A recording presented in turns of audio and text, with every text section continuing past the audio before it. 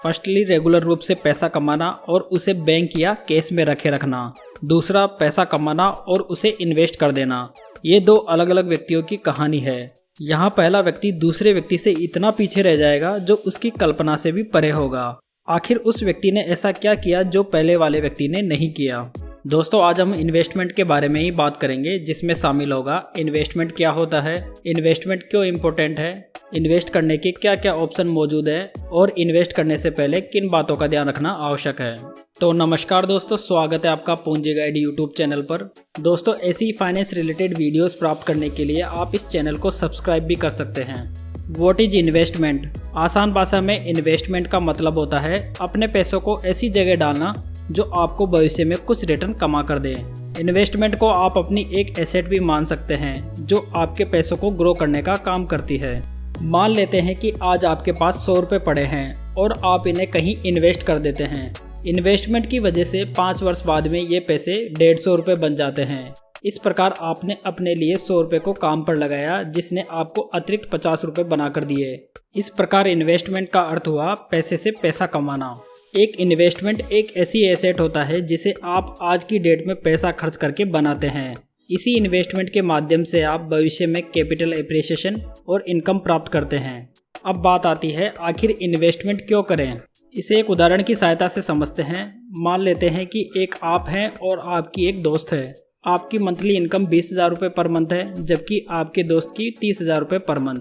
आपने stock market, mutual fund जैसे विकल्पों में निवेश करना ज़्यादा बेहतर समझा, जबकि आपके दोस्त ने अपना पैसा सेविंग बैंक अकाउंट में रखने का ही फैसला किया। मान लेते हैं कि आप 4,000 रुपये पर मंथ इन्वेस्ट कर रहे हैं, जबकि आपका फ्रेंड 8,000 रुपये पर मंथ की सेविंग कर रहा है। अगर रेट ऑफ रिटर्न की बात की जाए तो स्टॉक मार्केट और म्यूचुअल फंड में आराम से आपको लंबे समय में 12% के रिटर्न के आसपास रिटर्न मिल जाएंगे, जबकि सेविंग बैंक अकाउंट में मात्र आपको 3 से 3.5% का ही रिटर्न मिलता है।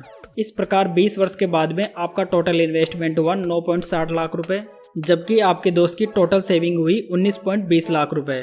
अगर रिटर्न के बाद में टोटल मैच्योरिटी अमाउंट देखा जाए तो आपका मैच्योरिटी अमाउंट होगा 40 लाख रुपए, जबकि आपके दोस्त के सेविंग अकाउंट की करंट वैल्यू होगी 26.3 लाख रुपए। आपने यहाँ पर 4,000 रुपये पर मंथ ही इन्वेस्ट करके 8,000 रुपये पर मंथ सेविंग अकाउंट में रखने वाले व्यक्ति से अधिक पैसा बना लिया है। Famous book rich dad poor dad के लेखक मिस्टर रॉबर्ट कियोसाकी ने कहा है, वही व्यक्ति अमीर बनता है जो अपने पैसों को काम पर लगाता है। निवेश ही वह जरिया है जिससे कि पैसे से पैसा बनता है। हम 16-17 साल पढ़ाई करते हैं ताकि हमें एक अच्छी नौकरी मिल सके।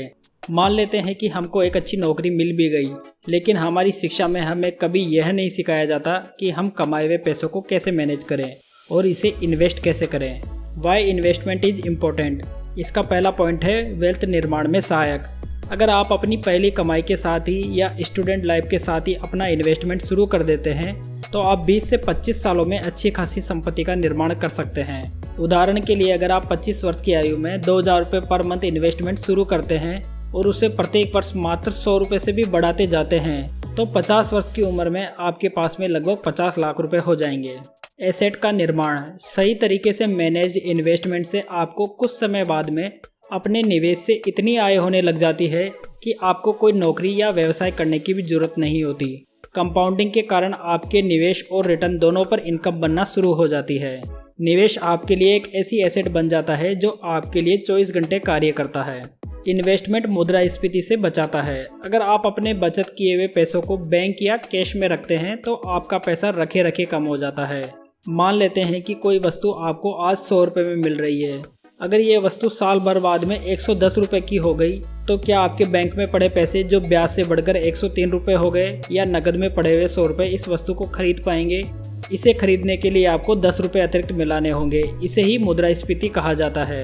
इन्फ्लेशन के कारण समय के अनुसार पैसों की परचेजिंग पावर कम होती जाती है। एवरेज इन्फ्लेशन रेट 6% के आसपास में रहती है। इसीलिए इस इन्फ्लेशन से पार पाने के लिए आपको निश्चित रूप से इन्वेस्टमेंट करना चाहिए।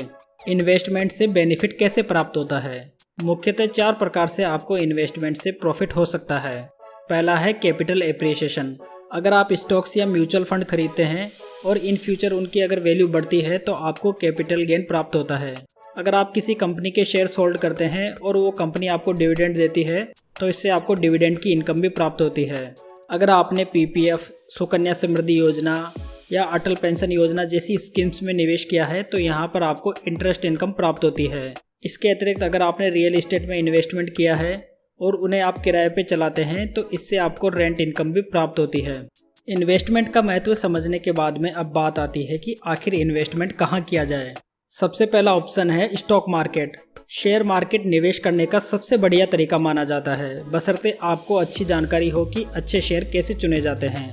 दोस्तों, अगर आप जानना चाहते हैं कि अच्छे शेयर कैसे चुने जाते हैं तो आप गूगल में जाकर सर्च कर सकते हैं शेयर कैसे चुने बाय पूंजी गाइड।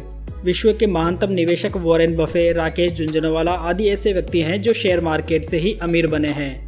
डायरेक्ट स्टॉक मार्केट में आप लॉन्ग टर्म में 15% के आसपास के रिटर्न प्राप्त कर सकते हैं। स्टॉक मार्केट में इन्वेस्ट करने के लिए आपके पास में एक डीमैट अकाउंट होना जरूरी है। अगर आपके पास में डीमैट अकाउंट नहीं है तो आप डिस्क्रिप्शन पे दिए गए लिंक पर जाकर अपना डीमैट अकाउंट खुलवा सकते हैं। सेकंड ऑप्शन आता है म्यूचुअल फंड। अगर आप डायरेक्ट स्टॉक मार्केट में इन्वेस्ट नहीं करना चाहते तो आप म्यूचुअल फंड में भी इन्वेस्ट कर सकते हैं। म्यूचुअल फंड स्टॉक मार्केट में निवेश करने का एक इनडायरेक्ट तरीका है। इसमें आप लॉन्ग टर्म में 12 से 13% के रिटर्न एक्सपेक्ट कर सकते हैं। तीसरा इन्वेस्टमेंट का ऑप्शन है गोल्ड। गोल्ड में निवेश से आपको लॉन्ग टर्म में 8 से 9% के रिटर्न मिल सकते हैं। ये रिटर्न स्टॉक मार्केट से काफ़ी कम है, लेकिन इसमें रिस्क भी बहुत कम होती है। अगर आपको गोल्ड में निवेश करना है तो फिजिकल गोल्ड की जगह डिजिटल गोल्ड या सॉवरेन गोल्ड बॉन्ड स्कीम में इन्वेस्ट करना अधिक फायदेमंद होगा। नेक्स्ट ऑप्शन है रियल एस्टेट। रियल एस्टेट भी बहुत ही अच्छा निवेश विकल्प है, जिसमें कम समय में शानदार कैपिटल एप्रिसिएशन प्राप्त हो सकता है। इसके अलावा आप पीपीएफ में भी इन्वेस्ट कर सकते हैं, जिसमें आपको 7 से 8% के रिटर्न देखने को मिल जाते हैं। साथ में इसके रिटर्न टैक्स फ्री भी होते हैं। इन सब के अतिरिक्त NPS, bonds, fix deposit, Sukanya Samriddhi Yojana, Atal pension योजना आदि योजनाएं हैं जिनमें आप अपना पैसा इन्वेस्ट कर सकते हैं। इन्वेस्टमेंट की शुरुआत कब करें? निवेश का सही लाभ आपको तभी प्राप्त होगा जब आप सही समय पर अपना निवेश शुरू करेंगे। वैसे इन्वेस्टमेंट शुरू करने के लिए कोई निश्चित उम्र नहीं है, लेकिन इसे जितना जल्दी शुरू किया जाए उतना ही बढ़िया होता है। विश्व के महानतम निवेशक वॉरेन बफे ने मात्र 11 वर्ष की उम्र में निवेश प्रारंभ कर दिया था, जिसकी बदौलत आज वे विश्व के सबसे अमीर व्यक्तियों में शामिल है। आपको भी कम उम्र से ही, आदर्श रूप से देखा जाए तो 25 वर्ष की उम्र में तो निवेश प्रारंभ कर देना चाहिए। अगर आप एक स्टूडेंट हैं तो आप 100 रुपये या 500 रुपये हर महीने बचाकर अपने निवेश की शुरुआत कर सकते हैं। कम एज में इन्वेस्टमेंट शुरू करने से आपके पास में अपने इन्वेस्टमेंट को होल्ड करने का अधिक समय होता है। अगर आप 20 वर्ष की उम्र में 500 रुपये पर मंथ निवेश करेंगे तो 60 वर्ष की उम्र में आपके पास में 1 करोड़ रुपये आसानी से बन जाएगा। इन्वेस्टमेंट करते समय किन बातों का ध्यान रखें? पूर्ण तैयारी के साथ किया गया इन्वेस्टमेंट हमेशा ज़्यादा असरदार होता है। सबसे पहले इन्वेस्टमेंट ऑब्जेक्टिव को समझें। निवेश करने से पहले आपको अपने लक्ष्यों के बारे में क्लियर होना आवश्यक है। आपका इन्वेस्टमेंट ऑब्जेक्टिव क्या है, जैसे कि किसी आवश्यकता को पूरा करने के लिए है, रिटायरमेंट प्लानिंग के लिए है या वेल्थ निर्माण के लिए है। इसके अनुसार आप अपने लिए बेस्ट विकल्प चुन सकेंगे। रिस्क लेने की क्षमता। आप अपने रिस्क लेने की क्षमता को देखिए कि आप कितनी रिस्क उठाने को तैयार हैं। अगर आपकी उम्र 50 वर्ष से ज़्यादा है तो मेरी राय में आपको सुरक्षित निवेश के साथ में निवेश करना चाहिए। वहीं अगर आपकी उम्र कम है तो आप रिस्की इन्वेस्टमेंट के साथ भी शुरुआत कर सकते हैं। नेक्स्ट है निवेश को समझें। जिस निवेश प्लान की आपको सही जानकारी नहीं है उसे करने से आपको बचना चाहिए। जैसे कि अगर आपको स्टॉक मार्केट की बिल्कुल जानकारी नहीं है तो आपको पहले अपने ज्ञान का विस्तार करना चाहिए, फिर निवेश करना चाहिए। नेक्स्ट है लंबे समय तक निवेशित रहें। जितने लंबे समय तक आप इन्वेस्टेड रहेंगे, पावर ऑफ कंपाउंडिंग का बेनिफिट उतना आपको मिलेगा। पोर्टफोलियो को डाइवर्सिफाई करें। फाइनेंस में एक कहावत है, कभी भी अपने सभी अंडे एक टोकरी में ना रखें। इसका मतलब हुआ कि आप अपना संपूर्ण पैसा किसी एक ही निवेश प्लान में लगाने के बजाय अलग अलग निवेश प्लान में लगाएं। इससे रिस्क अलग अलग विकल्पों में बढ़कर कम हो जाता है।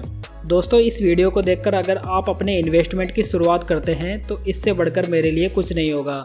दोस्तों, अगर इन्फॉर्मेशन बढ़िया लगी हो तो इस वीडियो को लाइक करें, कमेंट करें और चैनल को सब्सक्राइब करना ना भूलें। तो चलिए दोस्तों, फिर मिलते हैं एक नई वीडियो के साथ।